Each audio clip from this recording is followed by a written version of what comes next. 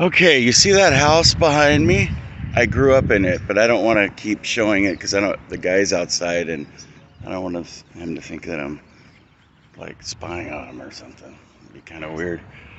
And over there was a house with a bunch of punk rockers. This was 1984 too. See these old houses? I mean, these houses weren't built in the 80s. They were built in probably the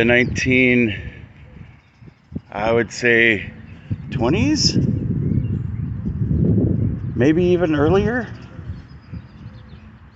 This is Lemoore. This is the park.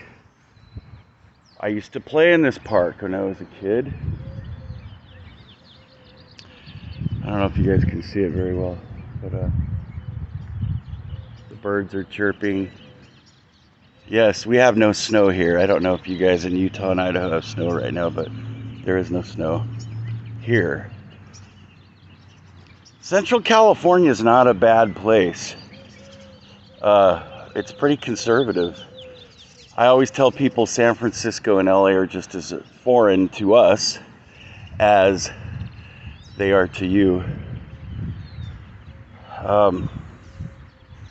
By the way, the punk rocker house that was across the street, it was burnt down after all the punk rockers moved out. They called it the Pet Cemetery house. Pet Cemetery was like a big thing back. This was 1983, 1984. I was like 14 years old. Well, I was born in 71, so yeah. I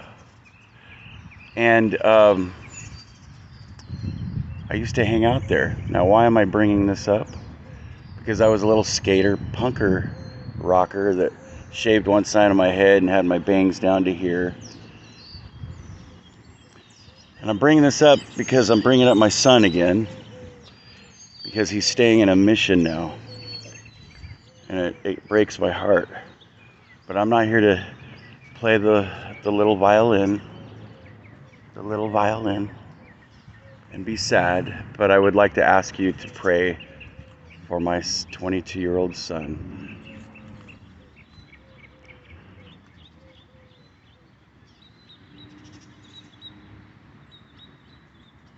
I wasn't always a good example to him. I was married before. Andrea and I got married in 2015, so we're newlyweds. I was sealed to someone else. Well, we are still sealed, and Andrea and I are sealed. But after my divorce, I had some problems because I grew up in a part member family where there was alcohol, and my parents were pot smokers, and I told you that they divorced. But I gained a testimony in the backyard reading books when I was little, and I remember when I was a teenager, and I remember the Missionaries lived right there in that corner apartment, right down the street from where I lived. And I used to sneak out of the window every night with my friend Chris Thomas, who lived over there, and his dad was bishop at one time. But the Missionaries lived right there, and I would go to their house because I would feel the Spirit so strong. I knew the gospel was true, brothers and sisters. I knew that it was true because I could feel it. It wasn't anything I knew. It wasn't anything I knew at all. It was everything that I felt. Everything that I felt. And I want my son to feel that too. But he has this agency, and not all of our children are going to embrace that same thing. And I don't know why. Is it DNA? Is it certain types of, is it artsy people are more touchy-feely? No, I don't think it's that. I think it's who we were before we came here. And some of us prepared ourselves, and some of us didn't. Some of us embraced the gospel, some of us didn't. And then some of us, it's going to take a while.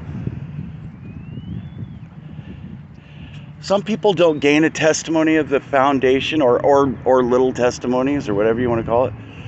Some people don't know and don't experience a mighty change of heart until they're even in their 70s. We have to be, I guess, mindful of the dynamics and not think that we have a patent on how we know the gospel's true.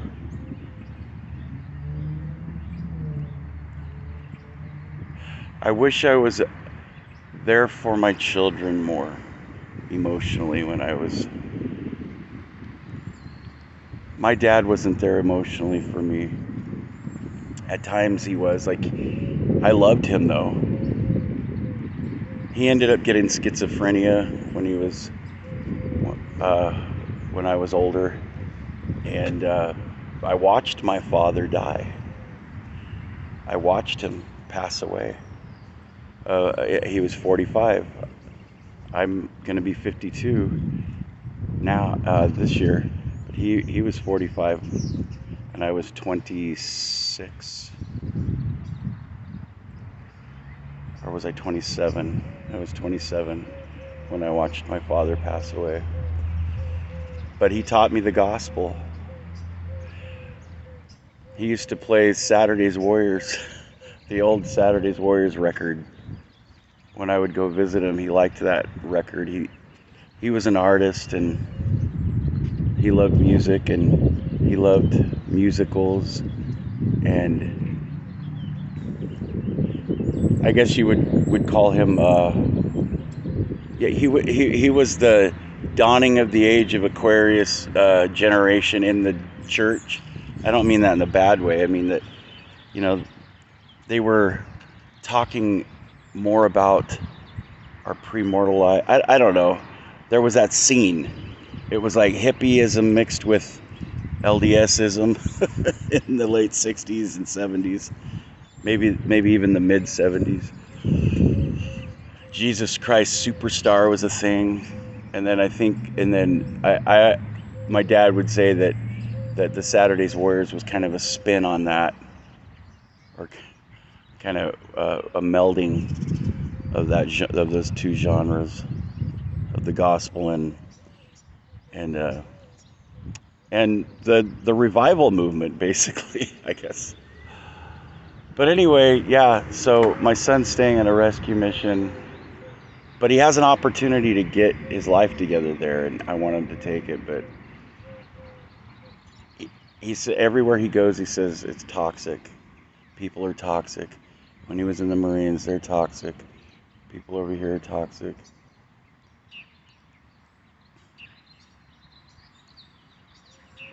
He's got a good mother.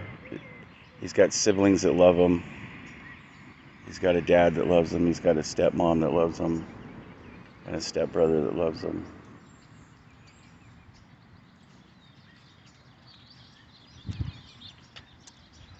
So, yeah, so I used to play in this park with Michael his name was Michael, across the street.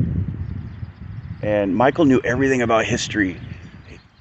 He had this globe in his room, and he had army men. I always thought it was interesting that I think it was like 8 or 9 years old, and I was 11. And I was like, this kid, because, that's a big age gap when you're that young. And I just thought it was interesting that he had a globe, and that he would point. I'd go, Michael, where's this? And he'd say, that's Czechoslovakia. What's this? Well, what's the capital of this? And he would tell you, and he liked to replay like World War II battles, and I was like, how do you know all this? His dad was in the military, and I don't know where he went. I don't know. I don't even remember his last name. I just remember we would play together in the park. I'd run across, meet him here, and we would pretend. We would play Dungeons and Dragons in this park. There was a merry-go-round right over there, and there was a slide right here that with no railing, but that was okay because it was back in the old days, and we could slide down if kids fell off and they go to the hospital. Nobody got sued. It was just don't go on the slide anymore. Uh, yeah, but Michael would we'd play Army Men, and he knew everything about the Battle of the Bulge, and no, not the Battle of the Bulge. He would talk about D-Day and Pearl Harbor, storming Normandy, and the Japanese and the Germans, and all these, uh, even the technicalities. I don't know, treaties and annexes. That's where I learned the word annex, I think, from him. Where I'm going to annex your country.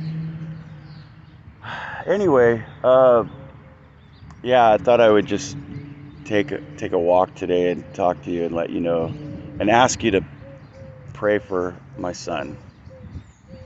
I don't want to put him on blast, but I think you know his name. Um, I don't think he doesn't watch my channel. My daughter does. Anyway, God bless.